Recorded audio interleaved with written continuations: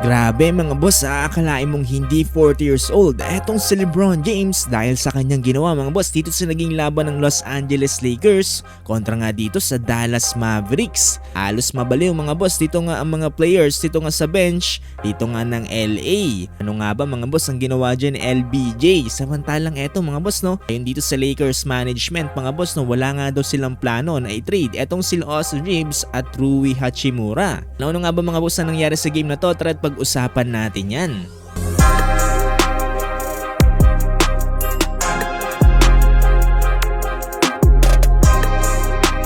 Eto mga boss dito sa naging laban ng Los Angeles Lakers kontra nga dito sa Dallas Mavericks. Eto first quarter pa lamang mga boss no.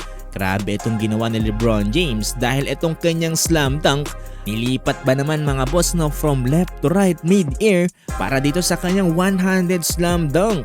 Grabe mga boss, aakalain mong hindi 40 years old etong si LeBron James dahil dito sa kanyang ginawa. Tingnan nyo naman mga boss, dito yung naging reaksyon dito nga ng bench ng Los Angeles Lakers. Halos mabaliw lahat mga boss no, dito sa ginawa ni LBJ.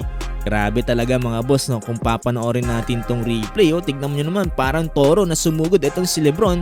Walang kahirap-hirap na mula sa kaliwa ay nilipat sa kanan yung bola para sa isang slam dunk. Angas no, highly contested pa yan no.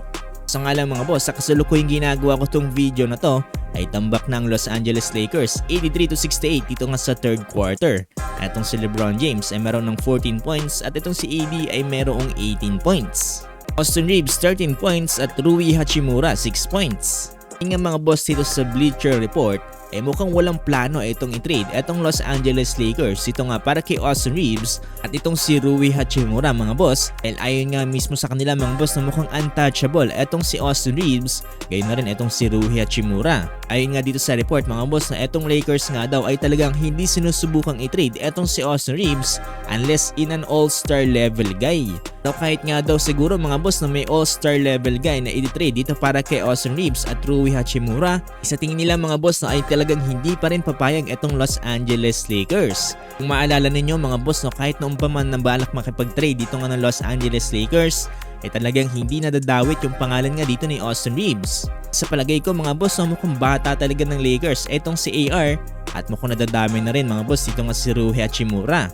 Kasalukuyan mga boss etong si Austin Reeves ay mayroong 4-year $53.8 million contract. One of the best value deals na yan mga boss dito nga sa NBA. Magiging free agent siya mga boss sa taong 2026. So malaki ang tsansa mga boss no, na mukhang i-renew pa to ng Los Angeles Lakers. Along lalo na mga boss kapag nagretiro na si LeBron James ay talaga mas magiging malaki ang cap space dito nga para sa Los Angeles Lakers.